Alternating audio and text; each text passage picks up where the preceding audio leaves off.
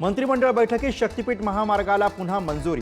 प्रकल्प आखणी आणि भूसंपादनासाठी 20,000 कोटींची तरतूद। 3.5 शक्तीपीठ, 2 ज्योतिर्लिंग, पंढरपूरसह 18 तीर्थक्षेत्र जोडणार। महायुतीचा ड्रीम प्रोजेक्ट शक्तीपीठ महामार्गाबाबत कॅबिनेटमध्ये नाराजी नाट्य। मंत्री प्रकाश आंबेडकर, मंत्री हसन मुश्रीफ नाराज, तर शेतकऱ्यांची बाजू मांडणं म्हणजे नाराजी नव्हे, आंबेडकर यांची प्रतिक्रिया। शक्तीपीठ महामार्गाला शेतकऱ्यांकडून तीव्र विरोध। सोलापूर धाराशिवमध्ये शेतकरी एकवटले। शेतकऱ्यांकडून एकच जिद्द, शक्तीपीठ रद्द, अधिकाऱ्यांसमोर घोषणा।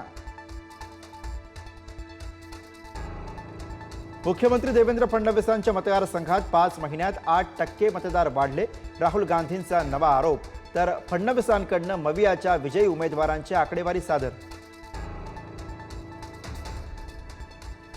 हिंदी सक्तीबाबतचा अंतिम निर्णय येत्या 7 दिवसांमध्ये घेतला जाणार। राजकीय नेते, पालक संघटना, साहित्यिक, भाषा तज्ज्ञांशी चर्चा करूनच अंतिम निर्णय घेणार। राज ठाकरेंचीही घेणार भेट। हिंदी मराठीच्या मुद्द्यावरनं नाना पाटेकर, माधुरी दीक्षित, प्रशांत दामले गप्प का? संजय राऊतांचा सवाल।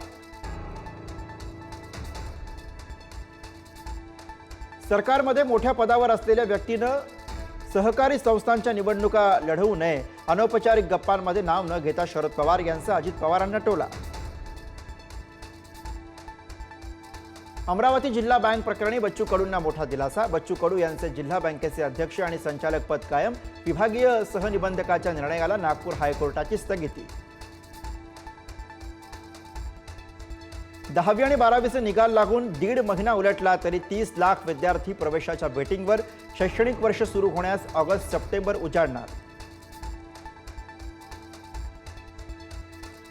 संत ज्ञानेश्वर माऊलींची पालखी खंडेरायाच्या जेजुरी नगरीत दाखल। भंडाऱ्याची उधळण करत पालखीचं स्वागत। पुढारीचे मुख्य संपादक पद्मश्री डॉक्टर प्रतापसिंह जाधव यांना पत्रकारिता पुरस्कार जाहीर। पत्रकारितेच्या क्षेत्रातील कार्याचा लोकमान्य टिळक जीवन गौरव पुरस्कार देत राज्य सरकारकडून गौरव। इस्रायल आणि इराण दोन्ही देशांकडून युद्धबंदीचं उल्लंघन। अमेरिकेचे अध्यक्ष डोनाल्ड ट्रम्प यांची नाराजी। इराण आणि इस्रायलवर भडकले डोनाल्ड ट्रम्प।